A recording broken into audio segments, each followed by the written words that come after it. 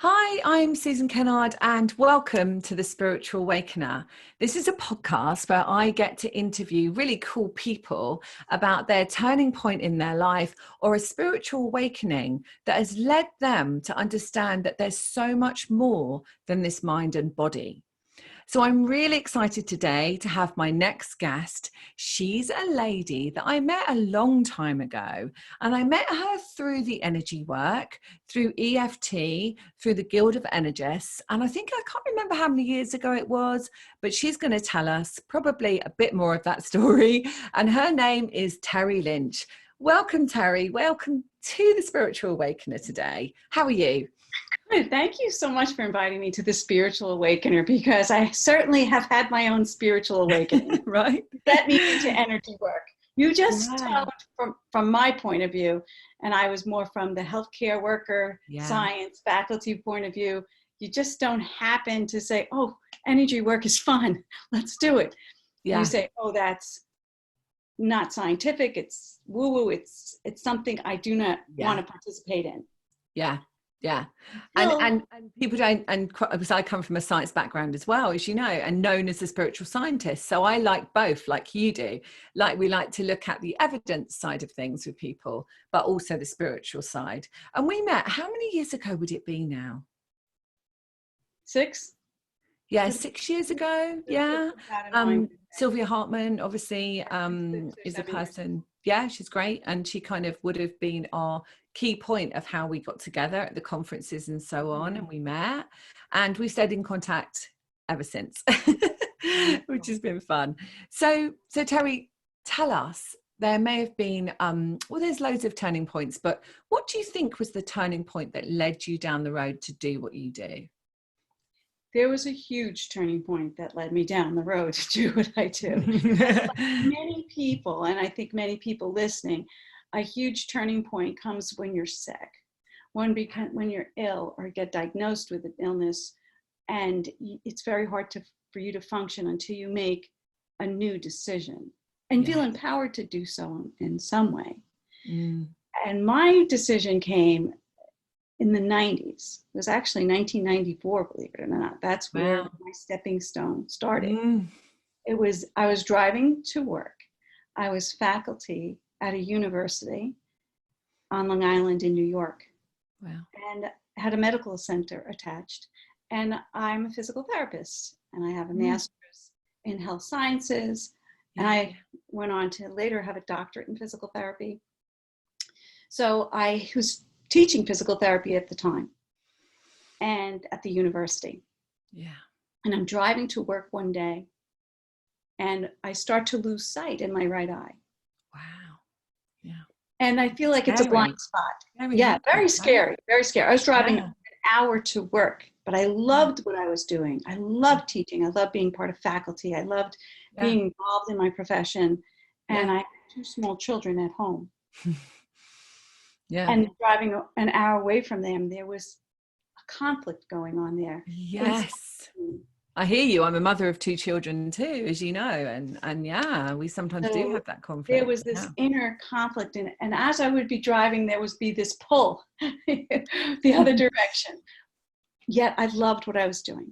And I really believed in the movement my grandmother worked so hard for, the feminist movement, that you can have it all.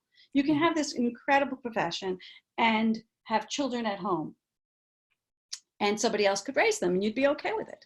Yeah, wow. And I was driving to work now, trying to get there, and there was a babysitter with the kids, and I was losing sight in my right eye. I'm like, whoa, this is crazy. I'm having this blind spot that won't go away, that's getting bigger and bigger. I thought nothing of it. Losing sight. Blind spot. How interesting. You know, like we listen, don't we, to the undercurrent, right? Yeah.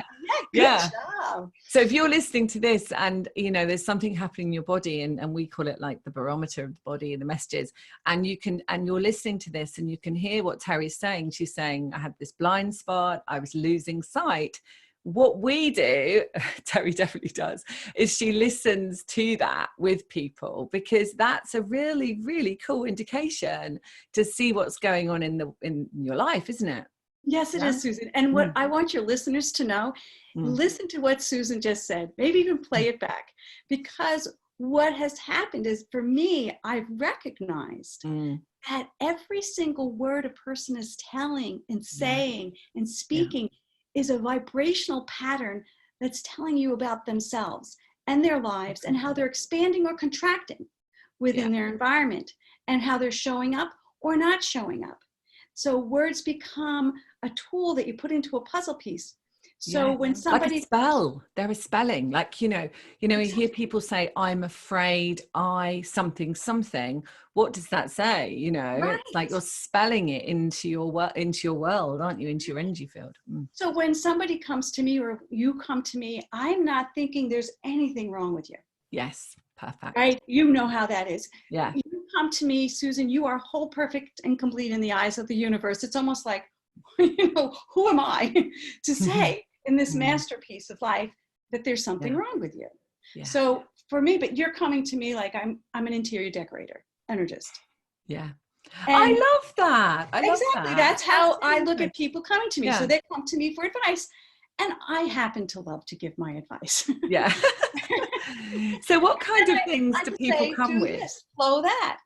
And they may say, well, I don't want to. Well, they have every right to say they don't want their wall blue or they don't want it green. Yeah. They want a color that works for them. So as they're speaking, it's an energetic pattern of where they're at and how much you can input for where they want to go. So for example, if you're listening to this and you've got, I don't know, maybe a message in your body, what would you do? What would you do for somebody? They've got the message in their body. Let's say it's a backache. A lot of people have that, right? Or shoulder aches and stuff like that. I've definitely had that in my life. Yeah. But what do you think? How could you help someone with that? They come in to see you, or they see you on Zoom like this, right? And what could you do? What would happen to them? Because some people are afraid of things like that, right? That's right. Yeah. It can be very fearful, but they're an incredible, as you know, messages from the body. And my tagline is, the body is loving you into existence, not out of it. And that's beautiful, isn't it? And we have all these messages in our world telling us the opposite, even telling us, I know your body better than you. And are you in their body? Something outside of you telling you what's wrong, right? Right. And you're the only one in your body. Yeah. That, as far as I've checked with myself, I'm pretty much the only one in there. So I know my body the best. Yeah. I know. And if getting people back in their bodies, getting them their oneness with their body is the step to oneness in the world. Getting them. Terry's actually going to do, if you stay on here and listen to this whole conversation that we're having, she's actually going to do you're doing a process, aren't you, with people? Yes. Very short process. Definitely, yeah. We'll help people be empowered. Process and how to get back in your body. And absolutely. Not stay outside the body, because if you're in fear, you're called outside your body. Yeah. If you're in anxiety, you're called outside your body. But to get down towards your feet, everyone just go and feel your feet and think from there for a minute. It's very hard to stay anxious if you're in your feet. Yeah. And I use an earth star, like imagine an earth star underneath your feet, a soul star above, but an earth star. Oh, yes. Let's stand on that. I love that. I love that. So it's bringing you in your body, and it's from being in your body that you can explore the rest. And very often we think if we leave our bodies and hang up in the stars in the heavens, that's where we find our spirituality and our strength. And what I've personally found is that when you come down into your body, back in and find your space here, and then from there, touch the world. When we leave out here, we tend to enter a thought field, I call it, and a thought field of existence. And you kind of almost step into that thought field. Yeah. And then once you're in there, your thoughts go on and on and on and on, and it gets bigger. The thought field gets bigger and bigger. It almost becomes an entity where it's almost like a bear. Because it feels like it's something outside of you. And do you believe, like I do, that if we're grounded in this beautiful earth that we live on, some people might not agree with me that it's beautiful, but I do, and it's beautiful earth that we live in, we start to remember that we are having a human experience. That's right. And so we are embodying that part of us as human. So yeah, loads of people are spiritual, loads of people feel that they can connect with their guides and so on, but forget this physical form that we chose to inhabit this time. Yeah.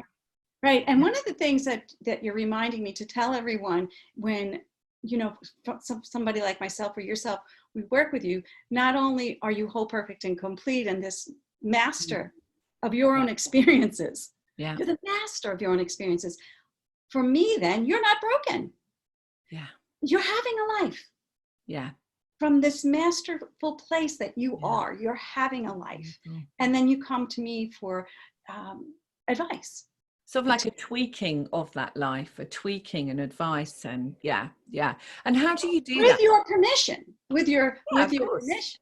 Of course. Because that's the most amazing part, is the honor it is to serve.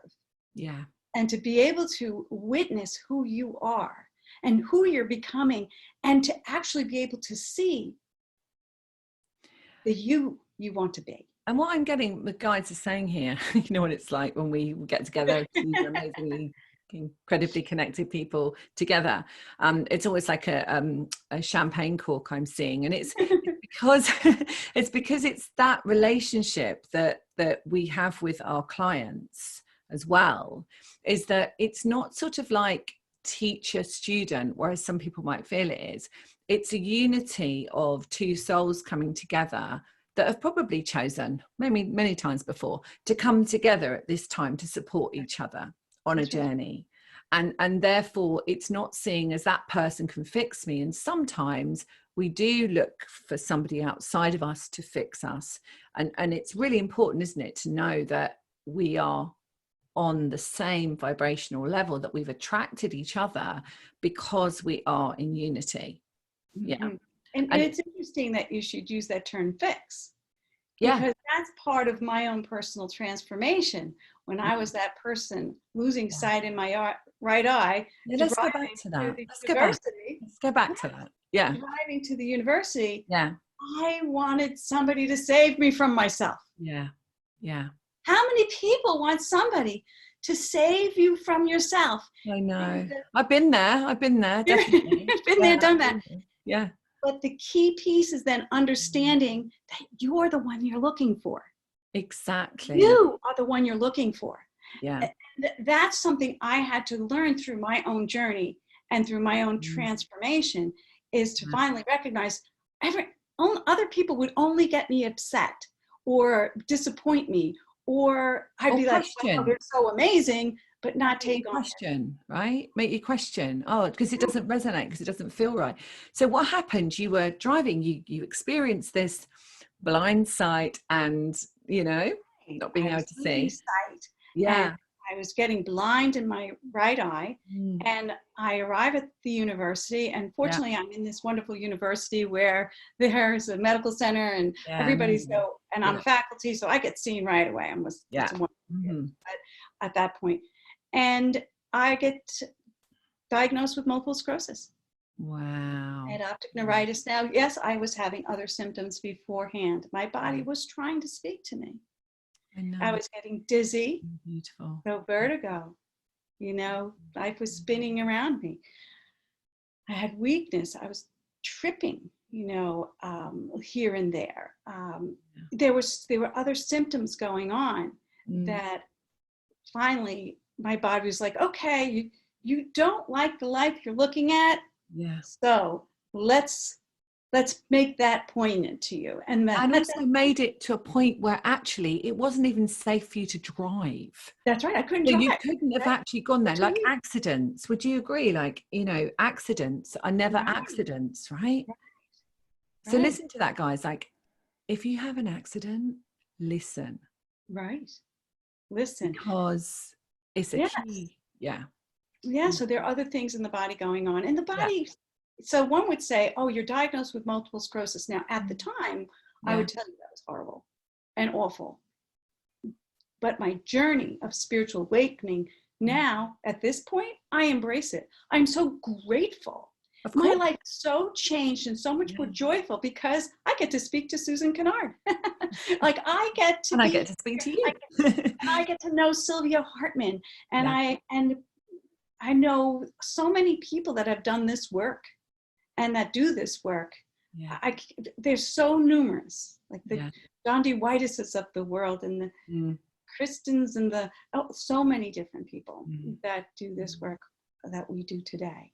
Yeah. But one book that I read that really started to change my life. I was also doing work with Dennis Waitley. One of the gifts was I was listening to tapes in the car on the way. Yeah. Tapes, I was an hour away. If you're listening to this, that tapes are something that we used to have. We don't have them anymore. My children are like, what's a tape? That's so funny. Yeah, what it would be now is I'd listen to a podcast. So there were those forms of podcasts in those days, but you'd have to buy all the podcasts ahead of time and put them in your car. Yeah.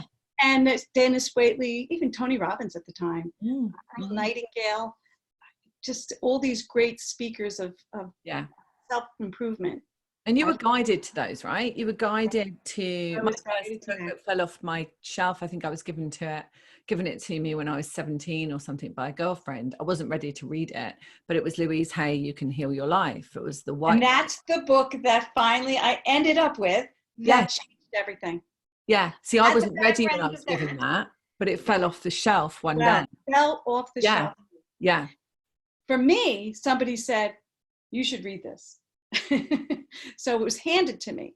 Yeah. So I opened up that book and I looked at multiple sclerosis. Yeah, I love that. And it said, do you know what it said? It said, hard-hearted, inflexible, fierce, stubborn. And do you know what I did? I took that book and I tossed it into the garbage and I said, this is such nonsense. I was teaching clinical medicine at the university. I was teaching multiple sclerosis. I knew that was ridiculous. And what I taught was we didn't know why you got this. In those days, we didn't know about how impactful stress was. We didn't know why. You just got unlucky. But you hear this all the time, Terry. You hear this all the time. Right. Clients come to me and they're like, "But I'm told, there's nothing they can do. I have to be on this the rest of my life." Right. I'm not thinking for that particular dis-ease, but lots of dis-eases that show up. And that's when you're continuing to listen to the messages from outside yourself. And how do you get within? There was a voice within that told me, get that book out of the garbage pail, because what you just did was stubborn, hard-hearted, flexible, and fearful. Wow. I know. Because I would say I'm not hard-hearted, Susan. I'm nice. Yes. I'm nice.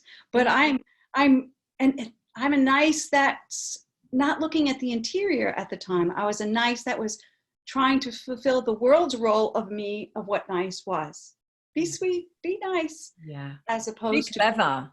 Be clever, right? Yes. Yeah. As opposed to just simply being me. So anyway, so I had the wherewithal to see that when I threw the book away. It's amazing. It was probably an inflexible thing to do. I didn't even give Louise a chance. And who is this woman who wrote this book? And so the ideas in the book were revolutionary to me at the time. They were 360 Copernican revolution. It was turned me around. And I had to relook at the book. And then I had to relook at the ideas in the book, because here I was, this staunch, I was a Catholic, I was a faculty, and I was a science, and I was teaching by the book. Yeah. And I confronted something that was totally opposite to what my belief system was at the time, at the way I created my belief system, as opposed to it really fits my belief system the way it is at this point in juncture. But there was such a rigidity about the way I believed, and that rigidity and flexibility about the way I believed fed into my disease process, and which fed into my awakening. And I just want to say to anyone listening here, if you have had a diagnosis of MS, and you need to look at that and really feel what it feels like to you when you're listening to Terry. And of course, this is not, you need to also go to your doctor, you need to go to your GP, you need to get that support as well, but to look outside of it as well. So we're looking at both sides. We're looking at the scientific aspect, which we absolutely need. We need doctors, we need medics, we absolutely need these amazing healers. Absolutely. Because everything we're saying right now is backed by science anyway. some of what we're kind of bring in is absolutely. now But we also need to look at what, really listen to what your body is trying to say to you. Exactly. And if any of this has resonated with you that Terry's saying, I'm sure it has, that even if that isn't a diagnosis you have, but your body has been showing you something, then, really listen to that. And Louise Hay's book's amazing for that, right? It's like a directory. Oh, yes. That was really became, well, Yeah. as what happened was, she had an affirmation for sight and for the different things that were going on in my body that I wasn't happy with, whether it was weaknesses or dizziness or whatever. And I took everything and put it to affirmations, and I put it to music. So I took like Afternoon of a Fawn, and that would be one of them, because it was like a Victoria's Secret cassette tape. We were explaining what that would be at the time. And I put affirmations to music, and I listened to them 24/7. So you got to imagine this. I used Afternoon of a Fawn by Debussy, and it was da da da da da da, and I would say each affirmation 3 times in 3 different ways. And I would say, using my eye, I look at life with love and joy. I feel safe and free. I look at life with love and joy. I feel safe and free. I look at life with love and joy. I feel safe and free. But I listen to my voice, repeat these affirmations, and put them into my sight to see that I am looking at what I want with love. And I'm looking at my life with joy, where it was very, very true with 2 children at home and me driving away from them and somebody watching their first steps. Yeah, absolutely. That spiritually, I didn't realize the spiritual connection to my children would be that powerful for me. Now I'm speaking for everyone, but this was powerful for me. And therefore, I look at love and joy, I feel safe and free, became a very powerful affirmation as part of all the ones that I had, so that I could look at my life in a new way. And Susan, just by changing my thoughts, I started to get better. My sight started to clear up. My body started to feel better. And I'm looking around at the university going, I have no scientific evidence of why this is working. What is my research question? Why? My only research question was why. But for everyone, I want you to know, we all will approach this differently, whatever we're called to be and do when we listen to ourselves. But I want you to know the first thing that changed was not my diet, not decreasing my stress, although I did have a few weeks off. The first thing that changed was my thinking. My thinking changed first. And in changing my thinking, my life changed. And by putting them, and affirmations was a big part of what I did at that point. And it was Dennis Waitley I had a coach from Dennis Waitley who taught me how to use affirmations in a good way. Just not saying, I look at life with love and joy, I feel safe and free, and then you move on. No, because that's not believing it. It's the same as looking in a mirror and saying, I love you. Well, actually, you have to do it from a place of actually you feel it. And it's about the feeling bit, that's really important, isn't it? To actually really feel that and really believe it. So is it possible, Terry, I can't believe how quickly this interview's going. Because to end that section, that's my spiritual awakening, is when I started to heal, and I had to ask the question, why? What is this thought that was refined energy that I was healing? I was changing, I was shifting, and this energy that flowed through my body. What was this experience that I was having? And that brought me into my spiritual awakening, that spirit is actually something that flows through me and not something I think is out there. So that's and led me into the exploring energy to that extent. And which leads me to this moment of inner awareness and emotion. So what do you call yourself? Like if people wanted to get a hold of you in this point, so if anybody is like listening to this and saying, oh, wow, I really resonate with her energy, I'd love to kind of know more about her, how can they find you, Terry? My website is terrylynchcoaching.com. So Terry with a Y, Terroy. And they could see it if anybody's watching. It's in my little window there. terrylynchcoaching.com or at terrylynch7@gmail.com. It's right there. But that's my website. Reach me through my website would be wonderful. And I'd be happy to offer 30 minutes for anybody that's experiencing any type of stress or distress or anxiety or want to talk about their own illness. Because one of the things we also pointed out that you asked me is if somebody is speaking to me about their shoulders or their neck or whatever pain illness, as I'm a physical therapist, I would say to them, do you feel the weight of the world on your shoulders? Absolutely. I want to ask you all to look at body idioms that we use today, because they are very much expressions, the expressions of what's going on in our bodies. Yeah. And body idioms would be a pain in the neck. I've seen Terry in action, actually. So Yes. I remember, I think it was several years ago, I had a pain in my shoulder. I don't know if you remember, you might not remember, but it was at the conference. Yes. And I remember you doing that. And I remember you had people sitting up at the front and they were in the chair and you were physically working with them, and people were getting these incredible results, including me. So I would like to invite you to definitely go and find Terry and take her up on her offer. Take her up on her offer where she can actually really hold the space for you and talk to you and really help you understand. And then if you would like to, you can then go on and do some work with her at another time, because I think that the key is connecting with someone, and we attract the people we need to have in our life. So if you're listening to her and you feel the resonance, you feel drawing to her, and you feel, oh my goodness, like it totally makes sense what she's saying, then it might be the time for you to really come into your spiritual awakening. So Terry, we don't have lots more time, but what I really want to do is your little process, is it a few minutes or? Yeah, we'll take through a few minute process right now. Yeah. So we're going to do a few minute process for people to experience. So if you're driving, obviously you need to take responsibility for that. And just, you know, perhaps listen to it later. But if not, and if you're in a place where it's safe, you can really take this on board. I'm definitely going to be following it.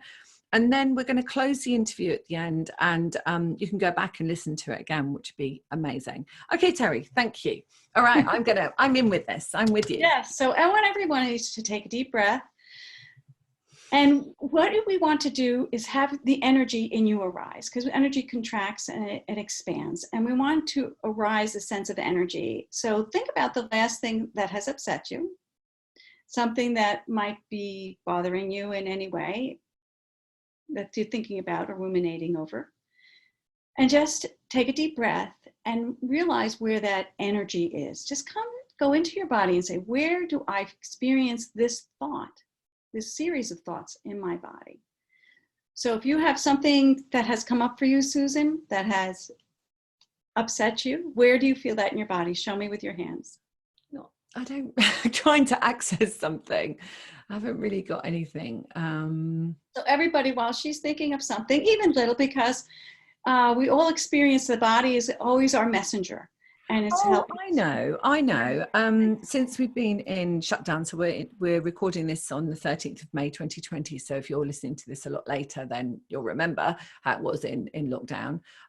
I feel like I've put on weight, definitely. And so when I was tuning into it, the only thing I could think of, it doesn't really bother me, but if I could think of it, I'm like, oh, you know, actually, it makes me feel like, oh my goodness, like, because I haven't done the exercise I normally do. You know, my routine was very much doing lots of exercise and really looking after my body that way. I've started doing it again now, but it was having to think about that. Yeah, so it's like that bit around my belly. Okay, great. So you've put on weight, and that is annoying. Not much, but a little bit, yeah. Right, but it's annoying to you. That thought, I put on weight, is annoying to you. So where do you feel that in your body? And show me with your hands. Definitely on the waistline, like that bit. Okay, and you feel the energy arising there. All right, now what I want everyone to do is show me with your hands. And it's really for you to put your hands there, where that energy issue is. And then be in tune with it and rate it. How much is it disturbing to you? Like -1 to -3 is, you may think of it once a day, but it really doesn't bother you that much. Where 4 to 6 is you're thinking about it every day. And then 7 to 10 is you're thinking about it every hour. It's like just constantly on your mind. So where would that be for you? I would say it's about a 5. Okay, so it's about a 5. And so everybody rate that for yourself so you can see a transition if you have one. Now take a deep breath and say to that energy that's within you, that's with that thought of the weight, soften and flow. Take a Can I deep say it breath. out loud, Terry? Yeah, just soften and flow. Flow, Soften and flow. soften. And then check in. Has the energy shifted at all, Susan? Yeah, it's gone down to 4. Excellent. Now that it's at a 4, that's a very special place for the energy because it actually has a message for you. If that energy had a voice and could tell you something, Susan, what would it be? What would its message be?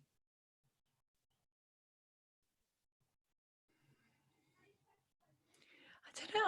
I think the words I'm getting, because I obviously work with my inner guidance, I'm getting collective confusion, actually. I'm getting the confusion that's going on in the world.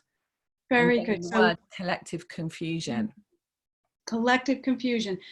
So then the message is you're taking on collective confusion. That doesn't surprise me. Okay. Okay. So, and take a deep breath.